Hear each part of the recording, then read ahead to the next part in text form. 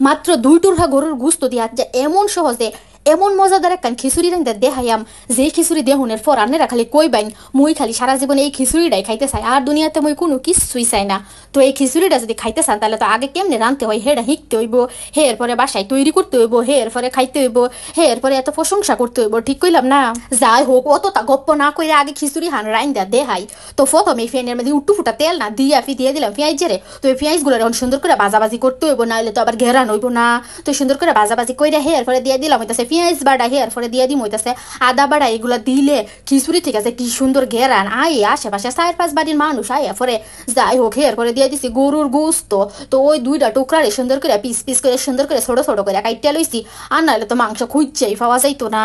এই পর্যায়ে মই দিয়ে দিলাম হইতাছে লবণারে, আর হইতাছে হলুদ গুঁড়া, মরিচ গুঁড়া, জিরা গুঁড়া। এইগুলা দিলে সুন্দর একখান কালার আই, বুঝছেন নি?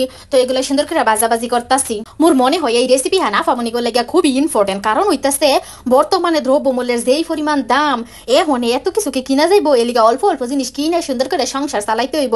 এইভাবে সংসারটা চালাই গেলে সবই আয় থাকবো, তাইলে কি তা হইব জানোনি? বাইয়ারা খালি আফামনি করে ভালোবাসবো, ঠিক আছে? তাইলে আর সংসারে কোনো অশান্তি থাকবো না। রেসিপি হানানের একটু ধৈর্য সহকারে দেখুন, যে কারণ যেহেতু গরুর গোস্ত দিয়া রান্তাচ্ছি, সেহেতু হিদ্ধ হইতে তো একটু ফুটা সময় বেশি লাগবই।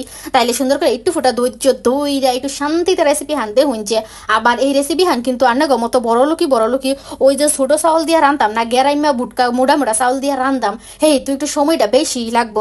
যাই হোক, এই পর্যায়ে একটু আলু দিয়া কষাইয়া লইলাম। এই খিচুড়ির মধ্যে আলু না দিলে মোর ফরান্ডার মধ্যে একটু ফুটাও শান্তি পাইতাম না, কারণ হইতেছে মই হগল কিছু লগাই কিন্তু আলু খাইতে খুবই পছন্দ করি। আলু হইতেছে মোর প্রিয় একখান সবজি।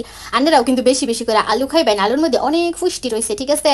তো আলু আর হইতেছে এই বুটকা চাউলগুলা দিয়ে সুন্দর করে কষাইয়া লইতাছি। প্রথমে যদি পানি দিয়ে দিই তাহলে কিন্তু হিদ্ধ হইতে অনেক লেট হইব। এলিকে সুন্দর করে যখন আদা ফোটা হইয়া যাইব তখন এটার মধ্যে পানি দিতে হইব, যেহেতু গিরামের চাউল হেতু একটু বেশি সময় লাগবো। কিন্তু মুই জানি আন্ডেরা হগলতে বাপতা শুনি এটা খিচুড়ি তো মোরা হগলতে রান্তারি, এটা আবার দেহানোর কি আছে? আছে বোনেরা বাইরা আছে, দেহানোর মতো অনেক কিছু আছে। সেটা হইতাছে মুই যে মাত্র 2 টুকরা গরুর গোস্ত দিয়া রান্তাছি, এটা কি আন্ডেরা জীবনে রাঁধছুন একটুও না? এলিগাই দেখাইতাছি 2 টুকরা গোস্ত দিয়া কিবা রাঁধতে হইব। তো 2 টুকরা গোস্তরে কিন্তু আমি ছোট ছোট কইরা লইছি যাতে অনেকগুলা দেখা যায়। আর হইতাছে এটার মধ্যে কিন্তু আমি একটু ফুটা বেশি করে গরুর মাংসের মশলা ব্যবহার করছি, যাতে সুন্দর একখান গেরা নাই। যেহেতু মাংস কম, হেতু তো মশলাটা একটু বেশি দিতে হইব, যাতে সুন্দর গ্রান করে, যাতে সবাই কই কি রাঁধছো গো, কেমতে রাঁধছো, আমার একটু হিহায়া দাও না। একটা কথা আনেরা মনে রাখুন যে হেটা হইতাছে হিহার কোনো বয়স নাই। অনেক সময় দেখা যায় বুড়া হয়ে যায়, আমরা অনেকেই হেয়ার পরেও কিছুই পারি না। আবার দেখা যায় ছোট ছোট বাচ্চা ফুলাফানে অনেক কিছু পারে, হিলি জ্ঞানেরা অত কিছু মনে না কইরা যে যেটা শিখায় হেটা একটু ফুটা হইলেও শিহার চেষ্টা করুন, যে তাইলে দেখবেন দুনিয়াতে অনেক উন্নতি করতে পারবেন। যাই হোক, মাই খিচুড়ি ইজ ভেরি ভেরি রেডি হইয়া গেছে। আজকের মতো এই পর্যন্তই। আনেরা কিন্তু বাসায় একবার হইলেও টেরাই করেন, যদি টেরাই না করেন তাহলে এটা ঠিক কত্তানি মজা সেটা বুঝতে তাই না। লগে আমি লয়ে দিয়েছি একটু ফুটা লেবু আর এটা আচার দিয়ে খিচুড়ি খাইতে খুবই মজা। টাটা, বাই বাই, ভালো থাকবেন।